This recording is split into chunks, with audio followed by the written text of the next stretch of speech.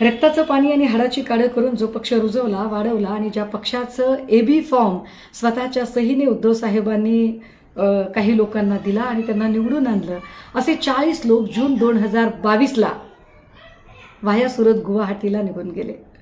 ठाकरे शांत होते, स्थितप्रज्ञ होते. सोबत असणाऱ्यांपैकी काही लोकांनी हातात दांडा घेऊन वाया सुरत गुवाहाटीला परत येणाऱ्या लोकांची वाट बघायचं ठरवलं.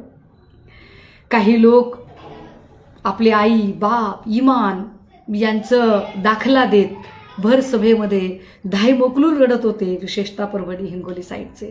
ठाकरे शांत होते. संख्येचा जेव्हा पेच निर्माण झाला तेव्हा ठाकरेंनी कुठलीही खळखळ न करता शांतपणे मुख्यमंत्री पदाचा राजीनामा दिला. ते पायऱ्या उतरले. अजून काही लोक तिकडे निघून गेले, जे मंत्री सोबत थांबलेले होते किंवा जे हातात दांडा घेऊन होते, ते पुन्हा त्यांच्या दांड्याला शिंदेंचा झेंडा लावून त्यांच्यासोबत निघून गेले. ठाकरे शांतच होते. 17 फेब्रुवारी 2023ला पक्ष आणि चिन्ह शिंदेंचं आहे असा अत्यंत पक्षपाती निकाल निवडणूक आयोगाने दिला. ठाकरे शांत होते. ठाकरे काहीच बोलत नव्हते. एका नव्या कुऱ्या चिन्हासह आपल्याला नव्याने पुन्हा उभं राहायचे असं म्हणत, अरे पुन्हा आयुष्याच्या पेटवा मशाली म्हणत, मशाल या चिन्हाला ब्रँडिंग करण्यामध्ये अवघी शिवसेना एकवटून त्वेषाने लढायला सुरू झाले. आमचे नेते सन्माननीय अनिल भाऊ हे ऑनरेबल सुप्रीम कोर्टच्या कामकाज आणि संसदीय कामकाज या दोन्ही गोष्टी एकाच वेळेला करत होते.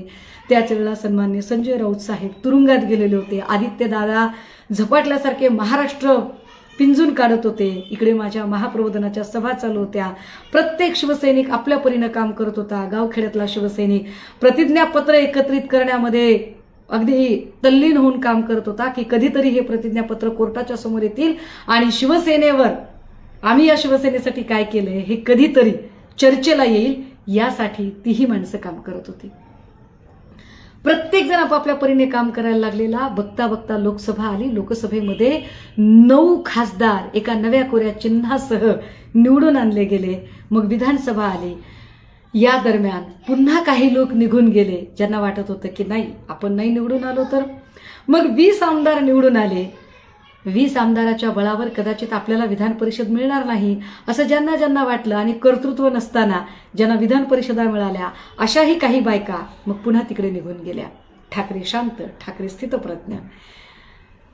ज्या ठाकरेंनी एवढं दिलं त्यांच्यावर उलटून पडत काहींनी तिथे जाऊनही पुन्हा गप्प बसून त्यांना बसवलं नाही, तर तिथे जाऊन आपण कसे शिंदेंना लॉयल आहोत हे सांगण्यासाठी गोरेबाईंसारख्या बायका निव्वळ आपल्या मनाचा काळाकुट्ट अंधार दाखवण्यामध्ये व्यस्त होत्या. ठाकरे शांतच होते. आता ही लढाई इथपर्यंत आली. युक्तिवाद सुरू झाला आणि युक्तिवादामध्ये आज आमच्याकडचे वकील असणारे कपिल सिब्बलजी म्हणाले की एक तर चिन्ह आम्हाला द्या किंवा चिन्ह गोठवा. चिन्ह गोठवा म्हणण्यापाठीमागे भूमिका काय आहे, तर एक तर आम्ही नव्या कोऱ्या चिन्हाचं आता ब्रँडिंग केलेलं आहे आणि जर पक्ष आमचा आहे, सगळ्या बाजूने कागदपत्र आमची आहेत, आम्ही मांडलेली प्रत्येक बाजू खरी आहे, स्वायत्त यंत्रणांनी आमच्यासोबत पक्षपातीपणा केलेला आहे, हा पक्ष दुसऱ्याला देण्यासाठीचे आर्थिक व्यवहार झालेले आहेत, ह्या सगळ्या गोष्टी जेव्हा आता ऑनरेबल कोर्टाच्या पुढे येत आहेत, अगदी त्याच वेळेला शिंदे गटाचे योगेश कदम सांगताहेत की तुम्ही पराजय मान्य केलाय का? नाही योगेशजी, आम्ही जर पराजय मान्य केला असता तर कदाचित आम्ही लोकसभा निवडणुकांना सामोरे गेलो नसतो, विधानसभेला सामोरे गेलो नसतो. अहो पराजय कोणी स्वीकारला ते तुम्हीच बघा ना. ज्यांना निवडणुका आपण जिंकूच शकू अशी सुतराम शक्यता वाटली नाही त्यांनी, म्हणजे पक्ष आणि चिन्ह मिळवल्यानंतर सुद्धा ज्यांना खासदारांची संख्या वाढवता आली नाही त्यांनी ठाकरेंचा रेडीमेड माल उचलण्याचा प्रयत्न केला. पराभव कोणी स्वीकारला हे तुमच्या लक्षात आलं असेल. या सगळ्यांमध्ये ठाकरे अजूनही शांत आहेत, स्थितप्रज्ञ आहेत. अनेक लोकांना सत्तेची वाट फार सोपी वाटली आणि त्यांनी फार चटकन ती वाट निवडली. संघर्षाच्या वाटेवर अजूनही आमच्यासारखे काही वेडे प्रवासी लढत आहेत आणि आम्ही लढत राहू. पण या सगळ्यांमध्ये ठाकरे लढू शकले स्तब्धपणे, शांतपणे, आदळापट न करता किंवा आगपाखड न करता संघटन बांधणीमध्ये आम्ही व्यस्त राहिलो. आम्ही जाहिरातबाजी केली नाही, आम्ही कॉल रेकॉर्डिंग वाजवल्या नाही, आम्ही कुणाला तरी फोन कॉलवर मदत करताना सांगताना त्याचे व्हिडिओज PR कंपनीकडून इकडे तिकडे फिरवले नाही. आणि आत्ता जेव्हा वाटतंय की हा निकाल आपल्या बाजूने लागेल, अर्थात तो निकाल आमच्या बाजूने लागेल का? कारण एकतर या निकालासाठी तारीख पे तारीख इतक्या तारखा या लोकांनी टाकलेल्या आहेत.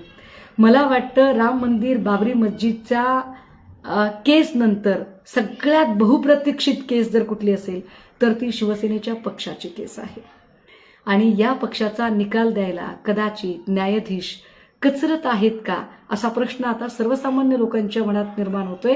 कारण आत्तापर्यंत याचा निकाल किंवा याची सुनावणी घेण्यासाठीही बऱ्याचदा तयारी दाखवली गेली नाही आणि त्यात कित्येक न्यायाधीशांच्या निवृत्ती सुद्धा होऊन गेल्या.